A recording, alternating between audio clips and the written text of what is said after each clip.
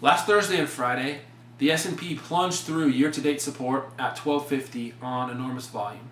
NYSE composite volume was 7.5 billion shares on Thursday and 8.6 billion shares on Friday. Those are the two highest volume days of the year and about twice the year's average. The investment herd bailed out of stocks en masse, and that kind of panic selling suggests to me that the bull market is over. The week's news was actually positive. Congress passed a debt ceiling deal, and the July jobs report came in above expectations. But relief rallies on both at the open on both Monday and Friday were quickly sold.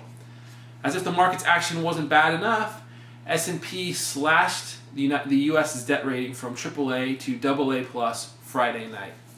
The investment world has talked of nothing else all weekend and has been trying to handicap the open on Monday morning. As I speak, about 11 o'clock Pacific Standard Time, we're in the middle of the Asian stock market day, and stock markets from Australia, China, Hong Kong, India, Japan, and Taiwan are all down between 2 and 5%. U.S. futures are signaling a nasty open, with Dow futures down more than 300 points and S&P futures down more than 30 points from their Friday close. Despite what looks to me like the end of the bull market, we may be setting up for an intermediate term low on Monday.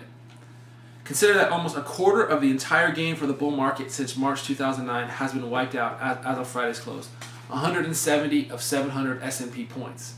In fact, the S&P has lost 145 points, about 11%, just in the last 2 weeks.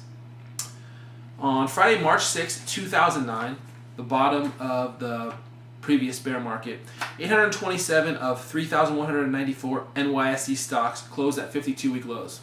This past Friday, 828 of 3,101 NYSE stocks closed at 52-week lows. Combined with an extremely oversold markets, governments are starting to react, providing a potential catalyst for a reversal. The European Central Bank signaled markets that it will buy Italian and Spanish sovereign debt. The Fed is meeting on Tuesday, and they could whisper sweet nothings to the market should things deteriorate in the interim.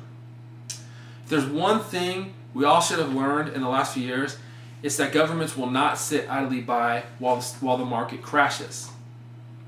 And when they inevitably come to the rescue, the investment herd will panic buy the same way they've been panic selling the last few days. See you tomorrow morning.